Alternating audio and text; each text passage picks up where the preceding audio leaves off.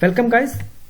आज के इस वीडियो में हमारी टास्क है राइट ए प्रोग्राम, ठीक है, to print a string multiple times. यानी कि हमें एक ऐसा प्रोग्राम लिखना है जिसमें कि हमें एक स्ट्रिंग को मल्टीपल टाइम्स प्रिंट कराना है, ठीक है, यानी कि लूप लगा के, ठीक है। तो इस प्रोग्राम में हम फॉर लूप के जरिए उस स्ट्रिंग को मल्टीपल टाइम्स प्रिंट करेंगे। आप चाहे तो अपना नाम लिख सकते हैं, कुछ भी, यानी कि जैसे कि एक नाम ले लेते हैं। मान लीजिए मैं एक नाम रखता हूं राखी, ठीक है। ये एक स्ट्रिंग है। स्ट्रिंग मतलब कैरेक्टर ऑफ सीक्वेंस, RAKHI, ये कंटिन्यूसली है, कैरेक्टर्स हैं मल्टीपल्स। तो इसको हम एक स्ट्रिंग बोलेंगे और सी प्रोग्रामिंग लैंग्वेज में स्ट्रिंग को डबल कोटेशन के बीच में लिखते हुए रिप्रेजेंट करते हैं। ऐसे डबल कोटेशन के बीच में जो लिखे हुए सीक्वेंस ऑफ कैरेक्टर स्ट्रिंग कहलाते हैं, ठीक है। तो मैं इस स्ट्रिंग को मल्टीपल टाइम्स प्रिंट करूंगा।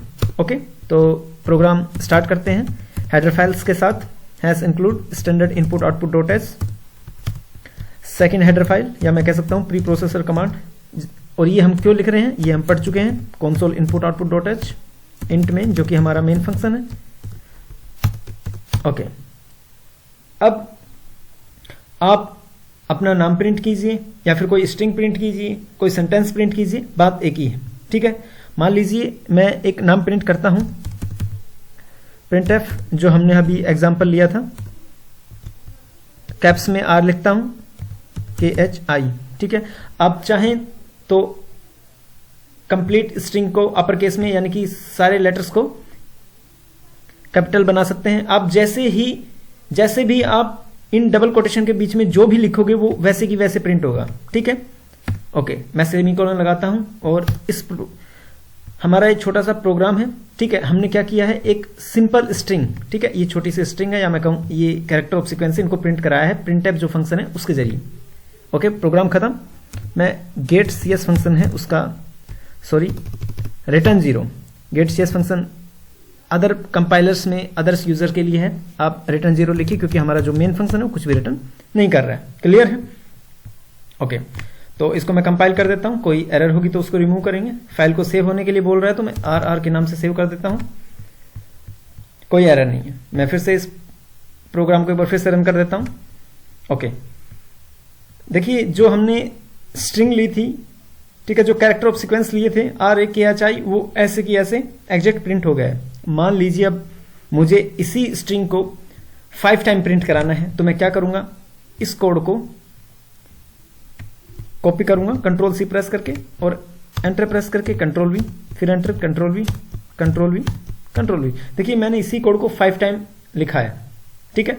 अब मैं इसको कंपाइल करूंगा और फिर रन करूंगा तो देखूंगा कि एक ही लाइन में सारा जो कोड है मेरे को आउटपुट में मिलेगा। देखिए ये फर्स्ट स्ट्रिंग है RAKHI, फिर RAKHI, फिर RAKHI, इस तरह से सारी स्ट्रिंग है जो पांचों वो एक ही लाइन में मेरे को मिली है। मैं चाहता हूं कि सभी स्ट्रिंग है वो अलग अलग लाइन में हो, तो मैं \n लगाता हूं। इससे क्या होगा, इस \n से इस स्ट्रिंग के प्रिंट होने के बाद लाइन चेंज हो जाएगी, ठीक है। और बाकी जो ये स्ट्रिंग है ये नेक्स्ट लाइन में एक साथ प्रिंट होंगी, ठीक है। तो मैं फिर से एक बार कंपाइल और रन करके दिखा देता हूं। देखिए पहली जो स्ट्रिंग है RAKHI, उसके बाद लाइन चेंज हो गई है और सभी स्ट्रिंग्स हैं वो एक ही लाइन में प्रिंट हुई है, ठीक है। तो हमें हर स्ट्रिंग के बाद \n लगाना पड़ेगा, \n, \n।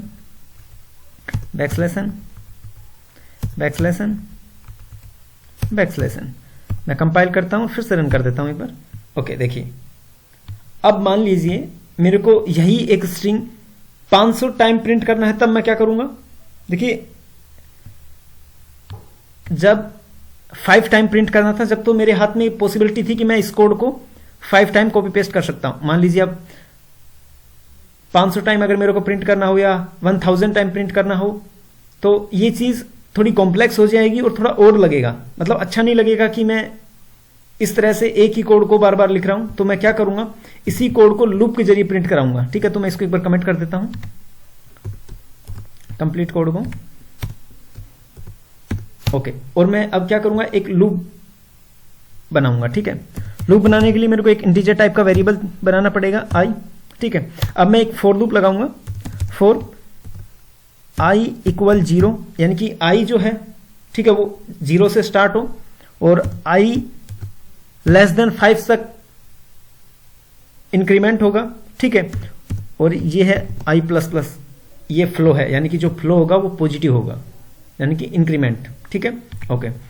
और जैसे ही मैं ये ब्रैकेट बनाता हूं, ठीक है, पैरेंथेसिस जो भी बनाता हूं, इसके बीच में होगा इस फॉर लूप का स्कोप, मतलब इस फॉर लूप का स्कोप इन दो ब्रैकेट के बीच में है।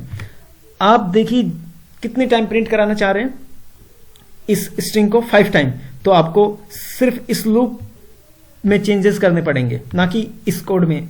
तो मैं एक कोड को यहां से प्रिंट करता हूं, उसी कोड को मैं सिर्फ एक सिंगल लाइन उठा के, मान लीजिए ये मैं कंट्रोल सी करके यहां से कंट्रोल वी कर देता हूं, ठीक है, okay. Print F RAKHI double quotation में और बैकस्लैश में n। देखिए एक बार क्या करना पड़ रहा था कि मेरे को 5 टाइम इसी कोड को लिखना पड़ रहा था। अब मैं क्या कर रहा हूं कि मैं एक लूप लगाता हूं, यानी कि एक बार i की वैल्यू 0 होगी, ये कोड चलेगा, ठीक है। फिर ये कोड चलने के बाद i प्लस प्लस, i की वैल्यू 1 इंक्रीमेंट होगी, i की वैल्यू 1 होगी, ठीक है।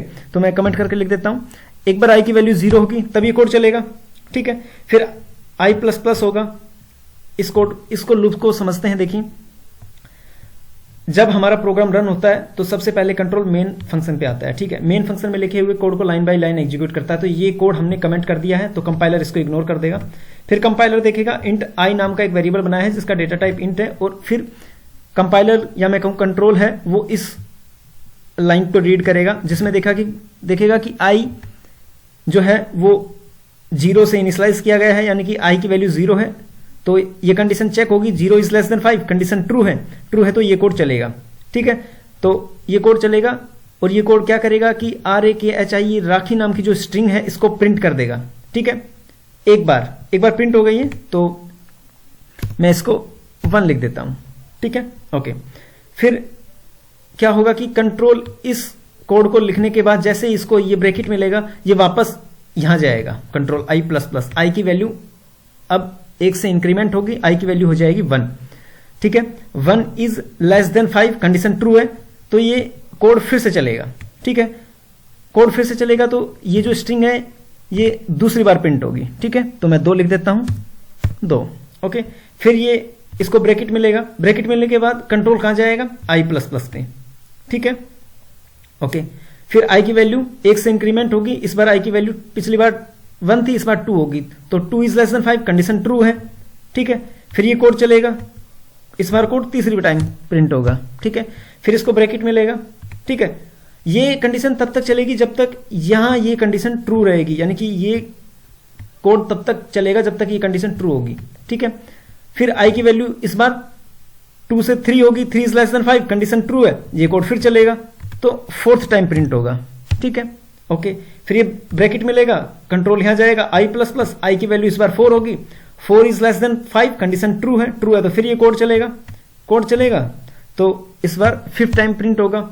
अब फिर इसको ब्रैकेट मिलेगा, फिर i की वैल्यू 1 इंक्रीमेंट होगी, तो पिछली बार i की वैल्यू 4 थी, इस बार i की वैल्यू हो जाएगी 5 is less than 5, condition false हो गई है। अब क्या होगा कि ये लूप नहीं चलेगा, कंट्रोल इस फॉर लूप को छोड़ देगा, ठीक है, और इस लाइन को रीड करेगा रिटर्न 0, यानी कि प्रोग्राम खत्म। क्लियर है, ओके। मैं एक बार इसको कंपाइल कर देता हूं, कोई एरर आई तो रिमूव करेंगे, कोई एरर नहीं, मैं रन कर देता हूं। देखिए ये वही आउटपुट है जो मैं इस कंप्लीट कोड के जरिए लिखने की कोशिश कर रहा था, ठीक है। अब मान लीजिए मैं चाहता हूं कि यही एक स्ट्रिंग मेरे को 500 टाइम प्रिंट करानी पड़े, तो मैं 5 कर दूंगा ऐसे, ठीक है, 500 500 टाइम। मैं फिर से कंपाइल कर देता हूं, रन। देखिए 500 टाइम, यानी कि मैं कहूं 500 टाइम ये स्ट्रिंग मेरे को प्रिंट हुई मिली है, ठीक है। आप चाहें ये देखिए फिर से एक बार, ठीक है। अब क्या करता हूं मैं 2 स्ट्रिंग लिखता हूं, ठीक है, ओके। एक स्ट्रिंग मैंने लिखा है RAKHI के नाम से, यानी कि एक स्ट्रिंग मैंने लिखी है, मैं चाहता हूं कि एक स्ट्रिंग और लिख देता हूं, printf, और यहां लिख देता हूं कुछ भी लिख देता हूं, मान लीजिए उसका नाम मैं सैनी कर देता हूं, ठीक है, सनी। मैं चाहता हूं कि ये स्ट्रिंग एक साथ प्रिंट हो। अगर मैं \n दबाऊंगा तो क्या होगा कि राखी है वो फर्स्ट लाइन में प्रिंट होगा और जो सैनी है वो सेकेंड लाइन में प्रिंट होगा।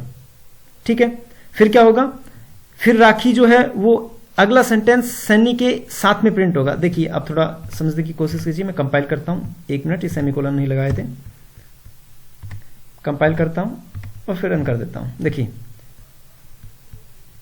पहले जो कोड है वो देखिए, फर्स्ट कोड,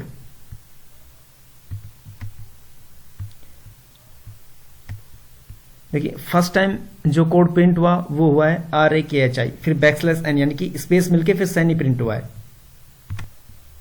इसको समझने के लिए हम लूप को थोड़ा छोटा कर देते हैं, 50 टाइम कर देते हैं। ठीक है, मैं इसको फिर से कंपाइल करता हूं एक बार और रन कर देता हूं इसको। अब देखिए सबसे पहले क्या हुआ है, ये कोड चला है प्रिंटफ से राखी। ठीक है ना, RAKHI प्रिंट हुआ है, फर्स्ट स्ट्रिंग प्रिंट हुई है, फिर \n से लाइन चेंज हुई है। ठीक है, लाइन चेंज होने के बाद ये कोड लिखा गया है SAINI, तो इस SAINI साथ में है। ठीक है, उसके बाद लूप वापस चला है तो फिर से RAKHI प्रिंट हुआ है और उसके बाद फिर से लाइन चेंज हुई है। ठीक है, तो इस तरह से कोड चला। मैं चाहता हूं कि दोनों ही स्ट्रिंग है वो अपनी अलग अलग लाइन में आए, तो मैं \n कर देता हूं। अब इसको कंपाइल करता हूं और इसको रन कर देता हूं। देखिए अब इससे क्या हुआ है, दोनों स्ट्रिंग अपनी अलग अलग लाइन में प्रिंट हुई है। ठीक है, देखिए ये था लूप लगाने का तरीका, यानी कि कंडीशंस हैं वो कैसे चलती हैं।